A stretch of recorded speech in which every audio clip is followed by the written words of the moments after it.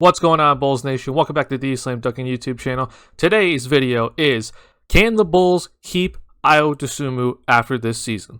Ayo Dosunmu and his rookie deal was signed to a 2-year contract after he was picked in the second round by the Bulls and has already looked like he's the steal of the draft from last season. But can the Bulls keep the Chicago product as he is about to hit restricted free agency after this upcoming season? But before we get into it all, make sure you hit that like button if you're new to the channel, hit that subscribe button. Let's get into this. I have to say, this is probably going to be like one of my favorite videos. I hope it really does well, so please hit that like button. It's going to really help me a lot. This video is basically what I want this channel to be about for Bulls fans. It's about educating how Bulls fans can, or how this Bulls team can do stuff with the salary and learn all the rules, etc., etc.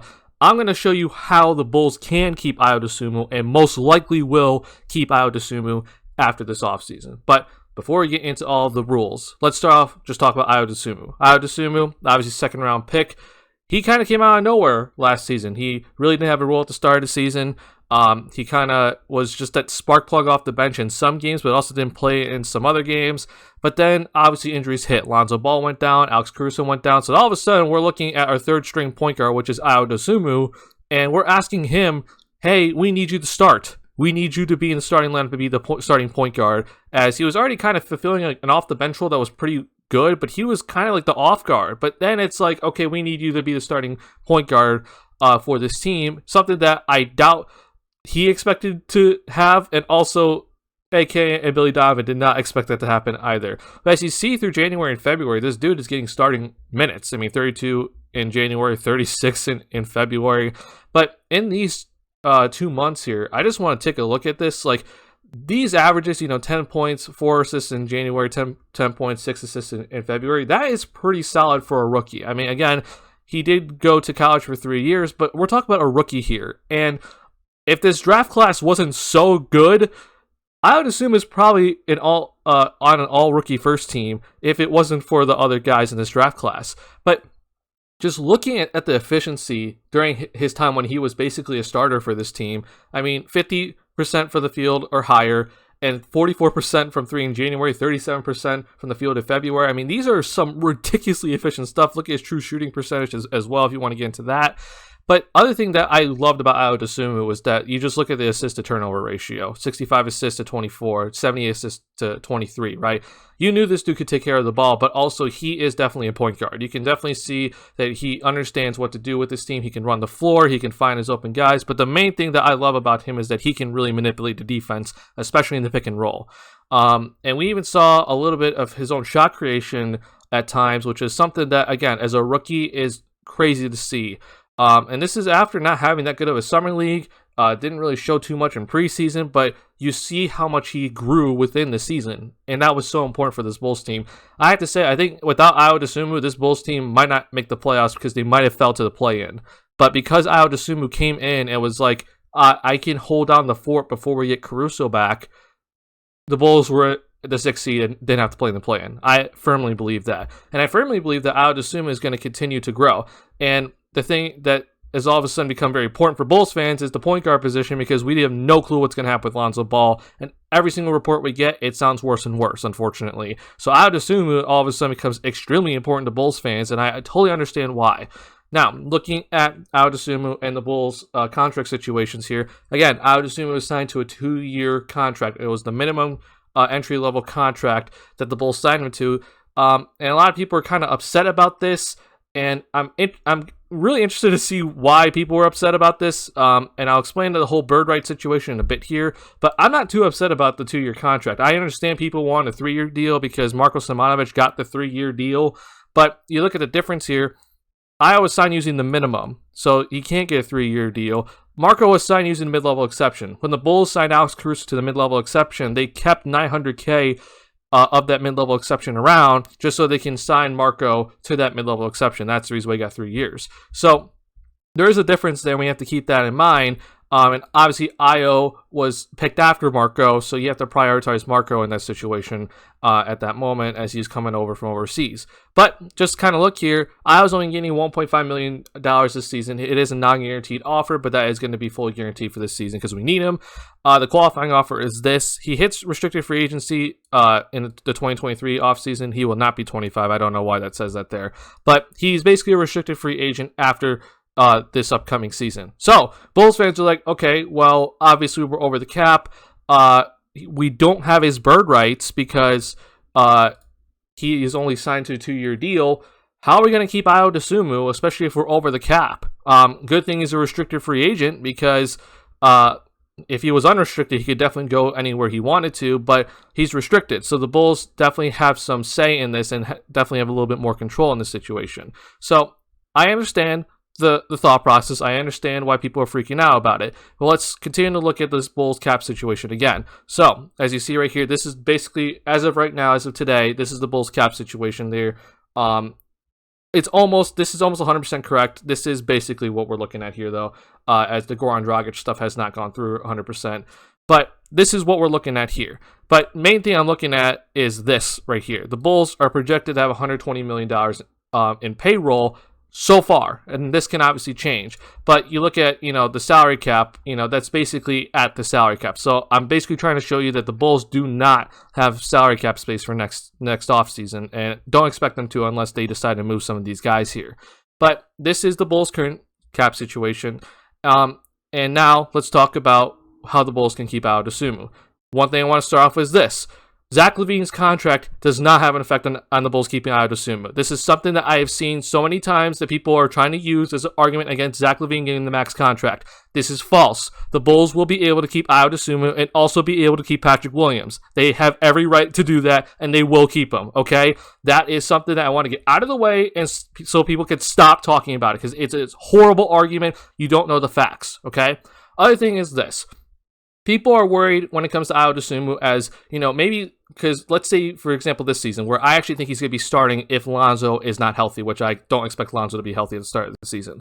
Let's say Ayo starts 60 games because Lonzo can't stay healthy this entire season. He has a very good season, playing starting quality minutes, and is all of a sudden turning into a dude like Marcus Smart, who obviously, is worth like $15+ million annually. And people are worried like, okay, well, if that happens, how will the Bulls keep Ayo Dosunmu? Like that's something that the Bulls probably can't pay.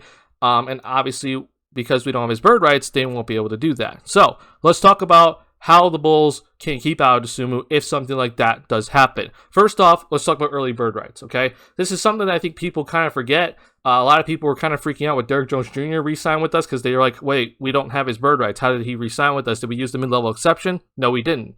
Actually, we didn't even use early bird rights with Derrick Jones Jr., but we had early bird rights with Derrick Jones Jr.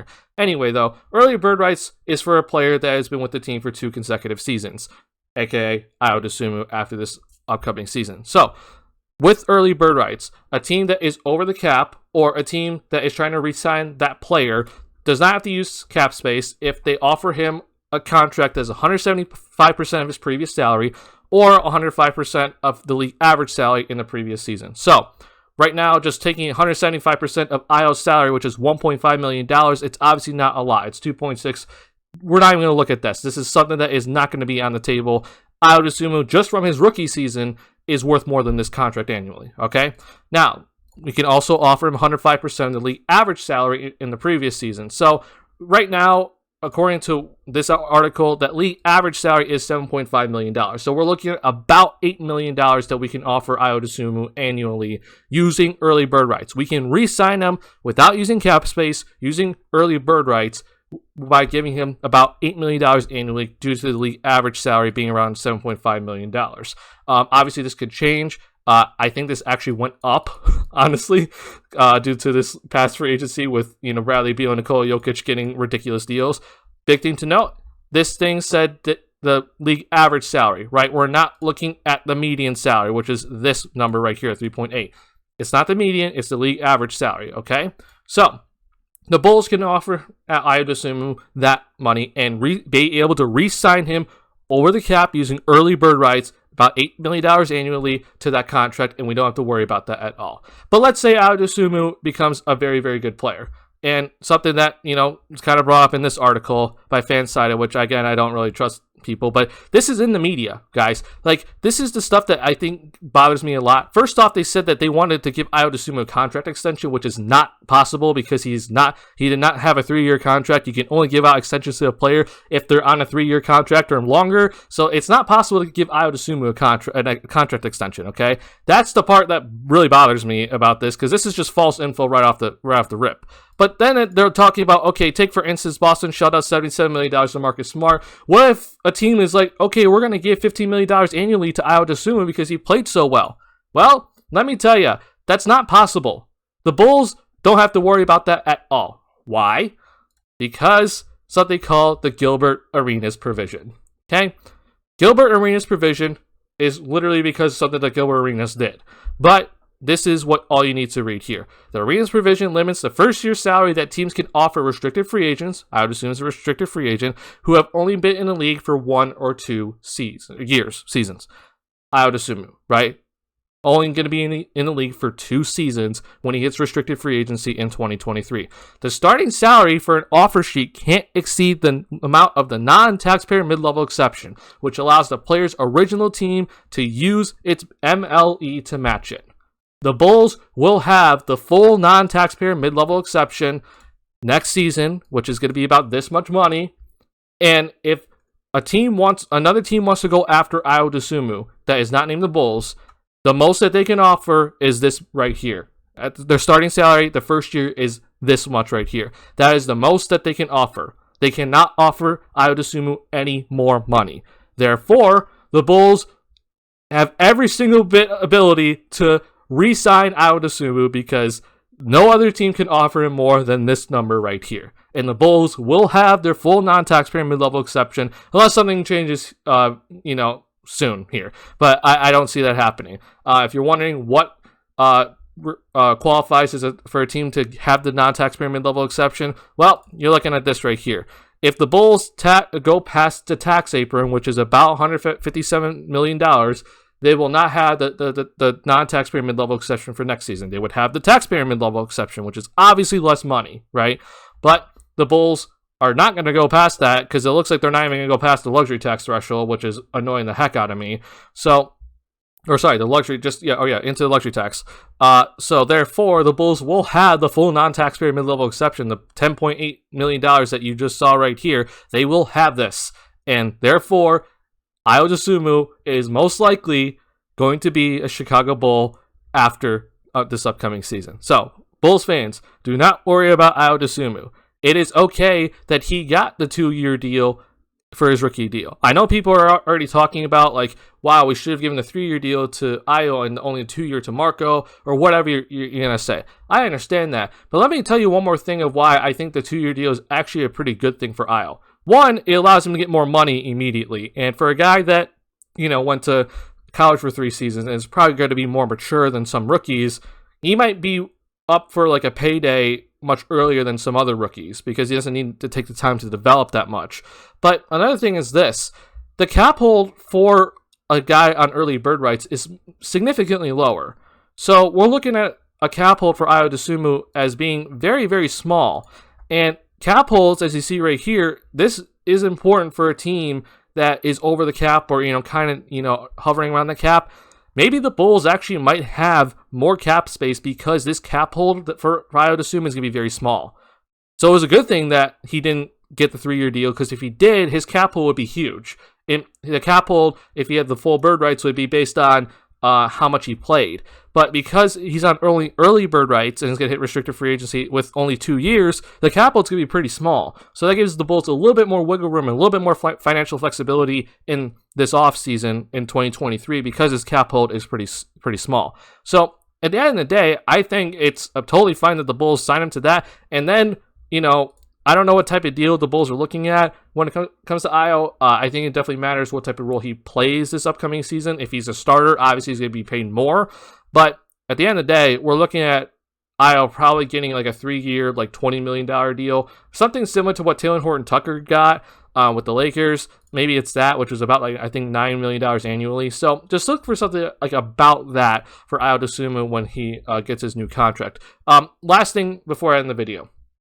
Ayo Dosunmu, for the Gilbert Arenas provision, the first 2 seasons, if another team decides to offer Ayo Dosunmu a contract, the first 2 seasons obviously is going to be pretty small, because I just said that the most that they can offer the first season is the mid-level exception, right? Then it goes up with annually to like a 4.5% raise, so it's going to be that. But for the second year, it's going to be the same amount of money. But where it changes is then the 3rd and 4th season, which is then another team could come in and be like, all right, for the 3rd and 4th season with the Gilbert Arenas provision, you're allowed to basically backload this contract to then all of a sudden you're going to see like a significant jump from the second year of his contract to his 3rd year of his contract, where it's like a jump in money of like $10 million.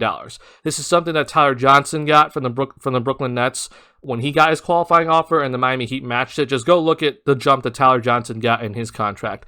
That is definitely something the Bulls will have to consider, but I don't think Ayo Dosunmu is going to be looking to get offers from other teams, but is probably going to be looking to re-sign with his Bulls team on like a 3-year deal anyway. So at the end of the day, I think Ayo Dosunmu is going to be back. It is totally okay that the Bulls give Ayo Dosunmu a 2-year deal as his rookie contract, and at the end of the day, Zach LaVine's contract will have no effect on if the Bulls can keep Ayo Dosunmu and Patrick Williams down the road.